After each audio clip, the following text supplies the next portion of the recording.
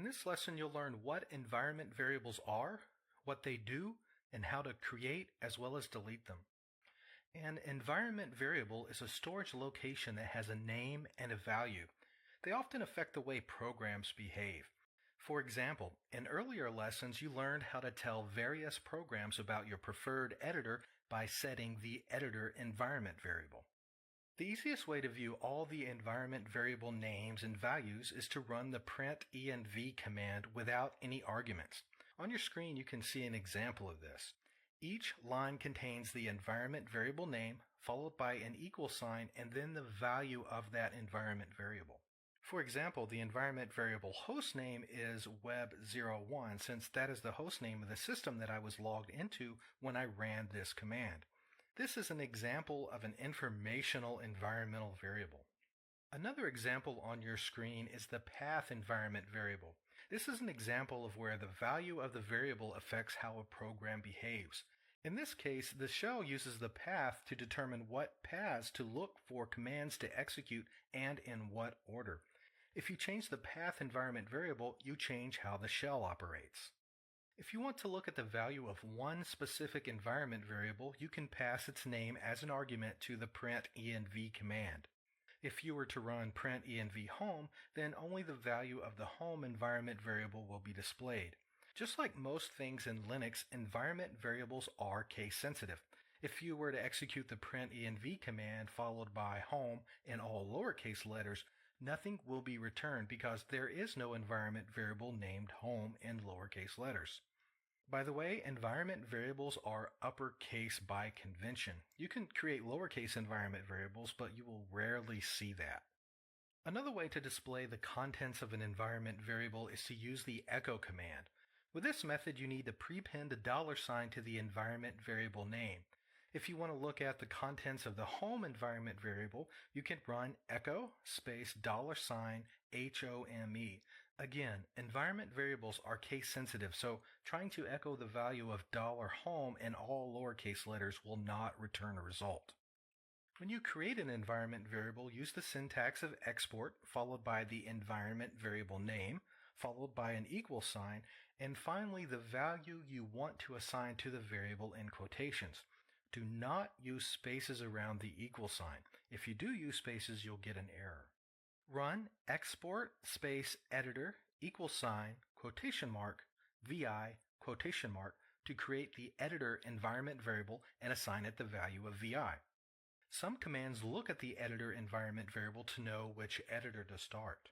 By the way, if the editor environment variable already existed, this would override its contents. So this is not only how you can create an environment variable, it's also how you can update an existing one.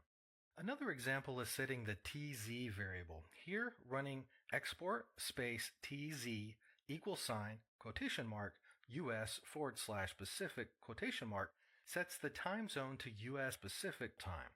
The date command, for example, will return a different result depending on the value of the tz variable. Let's say you no longer need or want an environment variable. To remove it from your environment, run the unset command followed by the environment variable name.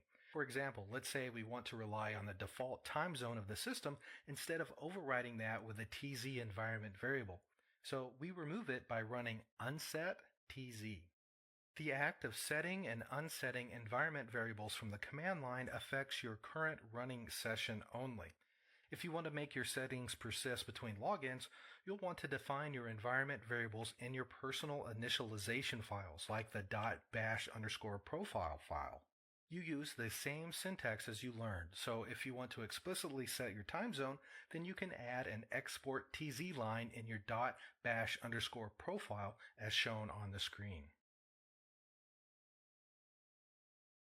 If we want to see what environment variables are configured, we can run the printenv command.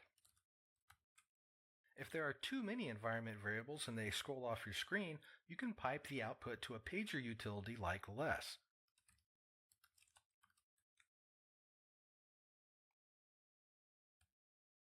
Now I know what environment variables are configured in my environment. If I want to look at the value of just one of those variables, I can use printenv or echo. Let's look at the path. So we can run print env path, which will display the contents of that environment variable.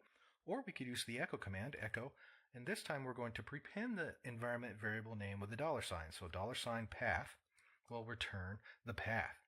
Let's look at the current time with the date command. Now let's set our time zone by changing the TZ environment variable. Set this to US Pacific time, and I'll run date again.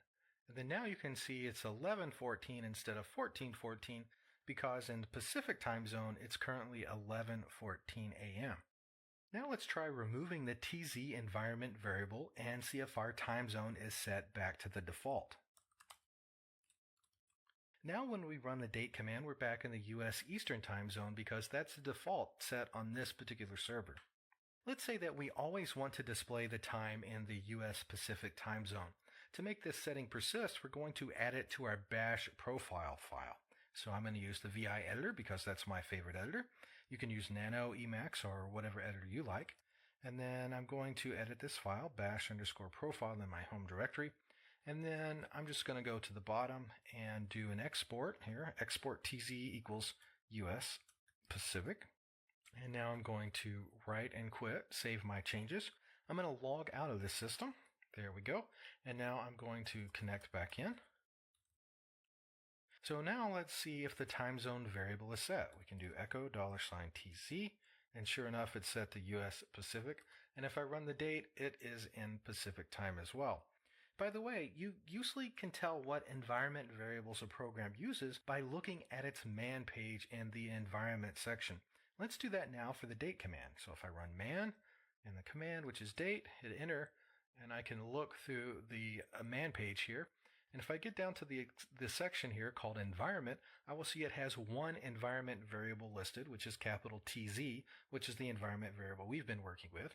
And it says here that it specifies the time zone unless overridden by command line parameters. This is how you can tell what impact an environment variable will have on a given application. In this lesson, you learned that environment variables are name-value pairs that can affect the behavior of an application.